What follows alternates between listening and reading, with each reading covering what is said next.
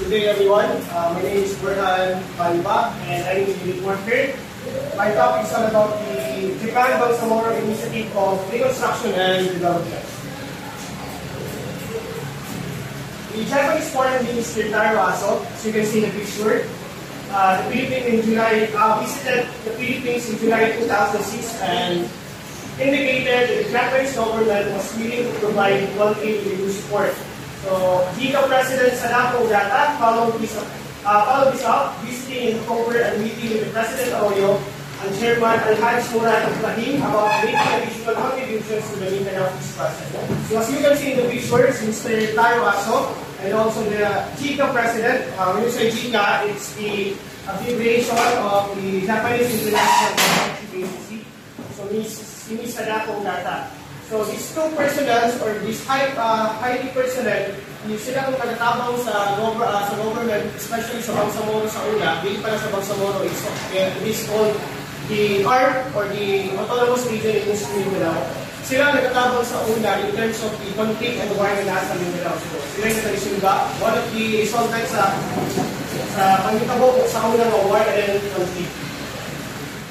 So Mr. President Sadako Ogata, which is the JICA President. The Japan and the Philippines celebrated the 50th anniversary of the establishment of the diplomatic relations between two countries. Foreign Minister Aso visited the country in July and indicated that the Japanese government should begin providing more active support for the Mindanao peace process. So as we talked earlier, as I mentioned earlier, na since nagsugod ang conflict and war sa una pa, dun sa economic region in Muslim Mindanao, kaagapay na sa government na to, kaagapay na sa national government, minatawag na to na international parties. So we have the Japan, ang JICA, sila itong nagatawag sa ating government to resolve the conflict and war by means of providing more active support for the Mindanao peace process. So it talks about the development, it talks about the peace talks, ingana ng mga aspects and matters. Japan active support takes into three forms. So, naitulog form ang tabang sa Japan. Actively, number one is to dispatch of Japanese specialists of socio-economic development to the Mindanao International Monitoring Team, or what we call the IMT. A third-party group created in 2004 by mainly Muslim nations. So, kasagaran natin ang mga nagtabang ng mga Muslim country. We have in Saudi Arabia, in Dubai, also we have Jordan, Iraq, Palestine. Number two is to monitor the ceasefire agreement between the Philippines government and Israel. Since na may konfliktaan sa government sa ato ang mga FIL sa una, tapos sa JICA karon, sila po nag-monitor sa mga nagitapon na peace talks. Sila nag-monitor sa ceasefire agreement between the Philippine government and also the Israel. Number three is the creation of the Japan Bangsamoro Initiative for Reconstruction and Development, or what we call GBIRD, to provide socio-economic development assistance and the creation of the Mindanao Task Force in Manila for the Japanese Embassy. So the JICA and the GBIC is to coordinate Japan's assistance at the local level. So sa ilahang forms of support, is naghahatag sila o nag-create sila o initiative for reconstruction and development. This is what we call the GBIRD. So in GBIRD, it talks about the development sa Mindanao and sa peace talks and ceasefire. It talks about the development na pwede na makitabo sa Mindanao as soon as possible. Sadako Ogata, who became the president of the JICA in 2008, then headed to the Philippines in September, determined to contribute to the realizations of the peace in Mindanao. President Ogata needed to personally ascertain what the local conditions were before she could make decisions sa JICA personnel to the IMT. So before pa si President Ogata mag-atag ng mga assertia or what we call these programs, initiatives din sa Mindanao, kailangan nyo susiyo kasi problema. So as we talk about the peace award and conflict sa Mindanao, kung saan yung problema sa iya, before siya makahatag ng decision na isa ng JICA, diba, sa personnel sa mga IMT, which is sila itong na ay upper rank or na ay role din sa peace and development sa Mindanao. She arrived in Cotabato, a city in central Mindanao, about 90 minutes away from the Manila by train on September 18, 2006. Her first visit was to the headquarters of the IMT.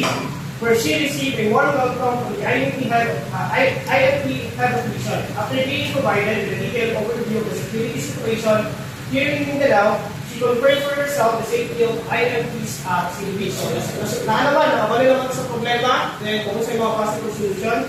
So, after nga nakabalo si President Ugata about ani ng security sa Mindanao, i-confirm na niya, i-confirm na niya ang safety sa IFP, dito sa pwede na siya makatawang support sa logical na nasa niya sa Pilipinas. Afterwards, President Ugata visited MILF's headquarters at the Camp Harapanan located in the municipality of Sultan Kudarat to the north of Cotabato to see Chairman Alhaj Murad Ibrahim. So, di kanina sa picture, makita ninyo si Chairman Alhaj Murad Ibrahim sa gitang founder ministries na ginatawag natin na autonomous region in Muslim Mindanao sa una, but now na tawag na siya as BARN or the Bangsamoro Autonomous Muslim Mindanao.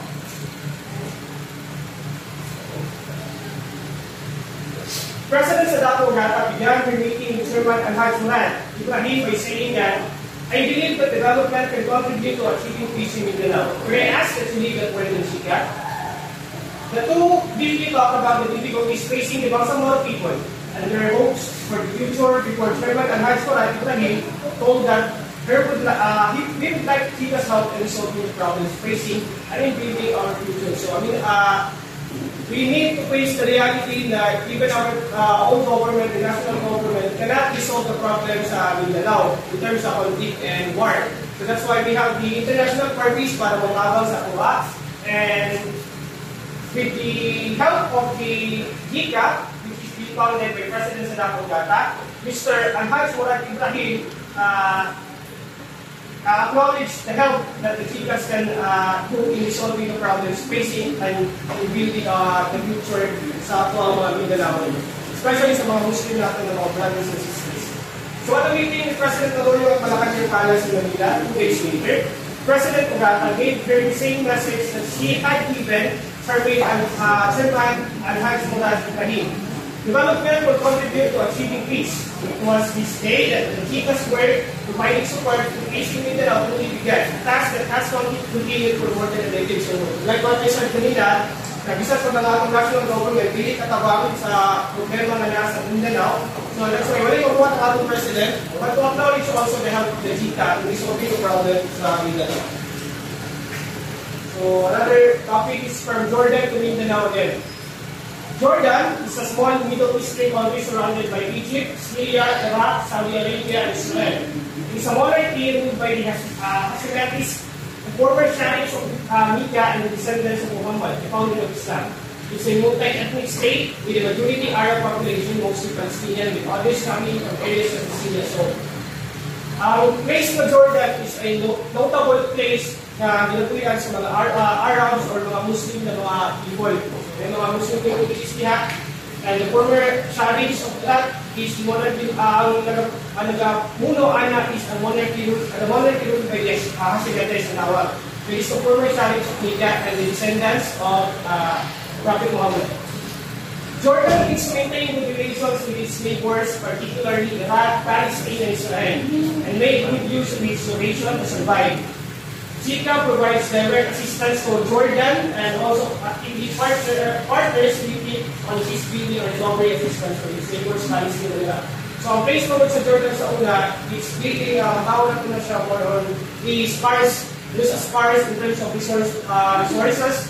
Also, there's what we call this war and conflict kung sila, So, just to minimize it, kailangan nila makipag-coordinate into their neighboring countries like Iraq, Palestine, and Israel to make an allies para po sa ilang peace and also sa ilang development sa ilang country.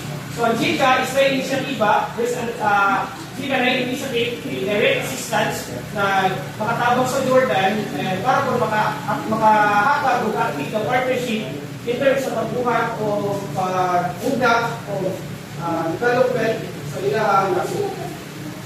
So negotiating with Arabs should be truly difficult. Working in Asia is one understand that negotiations are hard, the work of finding the point of compromise for all parties. But when working with the Arabs, such as the Jordanians, it didn't seem to quite work that way. So, basta Arab country, it's notable also na basta Arab country is pag-isip ka makainulong tabang or pag-isip ka maka-gain or maka-help doon sa mga tao dito, it's because kailangan na mga yung legislation. So, when you say legislation sa Arabs mga kailangan dito na makipag-negotiate with what we call this na kayo previous demand. So, di ka pwede makipag-negotiate sila wala kayo demands. So, baliktaran sa Asia na you can negotiate as well as you can, but basta it's all in your heart, the word of finding the point of compromise. So, ituwalin mo itong mga, kasi isalang-alang mo itong mga kailangan sa alang-alang in terms of negotiating other parties. So, in negotiation with the Arabs, like what I said, they would open negotiation with the previous demand. The top being that there is no harm in trying, which meant that the counter demand needed to be similarly outdated. So, natapang mo na makikunta na wala ito ay problema sa Israel na witness na nais siya dapat nakapalit. So, there's consequences of outrageous demand with that style of saying of thought. So, my last topic is about the new initiatives. Advisor Nakaishi was the first person to be dispatched to the IMP by the Japanese government. And he did remarkable work. He was leading president not only at the IMP but also the Philippine government and the environment. So kita niyo sa pictures Mr. Sakuni Nakaishi, advisor of the IMP. The assistance provided to Mindanao beginning in 2006 was different in nature from the Mindanao package that had been launched in 2001. That had been primarily intended to provide capacity building assistance to the ARMM government, or now is what we call the BARM. By contrast, the new initiative was focused on using development as a means of contributing to the ongoing peace process between the Philippine government and the environment. And that change of concept meant that the new name, one more appropriate the Japanese government, new approach was needed. This was the thinking of the Nakaishi and his friend, First Secretary Ishikawa, a member of the political affairs section of the Japanese Embassy. So, before Kabagon, in 2006 onward, in 2001 pa, inano ng peace agreement or inano ng collaboration with the Japanese international parties with the Japanese. And lahit nila ang way of helping the people in Mindanao sa kung saan na sa 2006 na assistance in provide niya kung sa Minda. So, by contrast, ang new initiative to, isa ka-focus ka sa development as means of contributing to the economic peace. So, sa mga there's a lot of this contribution sa development na makatabang sa both parties, like the MILF and the Philippine government. So, isa na diha ang sa unang mga peace talks. So, now we are the modernization or the enhancement of peace talks. So, naanay mga parties na hindi ko nilianan. Together, they came out the five Bangsamoro initiative for reconstruction and development, or what we call the GBIRD. One is GBIRD, one like na-mention kasi na. GBIRD as the name. So the decision to use Super Bangsamoro here rather than Mindanao as an expression of Japan's strong determination to contribute to achieving justice and right to serve the Muslim residents of Mindanao. So our fish is Bangsamoro. So ano Bangsamoro man? It's because sa Mindanao mo, hindi lang talagang Muslim at Puyo. So just to recognize the appearance or the appearance of the Muslim community is called Bangsamoro. It's termed as Muslim. Those who have followed in the Nakaishi set as a Japanese representative to the IMP have carried on his desire to serve as a peace treaty with Japan and Bangsamoro. So kung sa mga nag-follow sa set, Mr. Nakaishi of the advisor of the IMP, Mr. Mono yung lagi na sundong. So, ilahan na silang modern, sila ang naging model in terms of peace and development na nilabuhat naman sa IMP, dinihalog ng Chika, dahil sa Mindanao. Especially sa mga Muslim, mga brothers and sisters. And that's all. Thank you.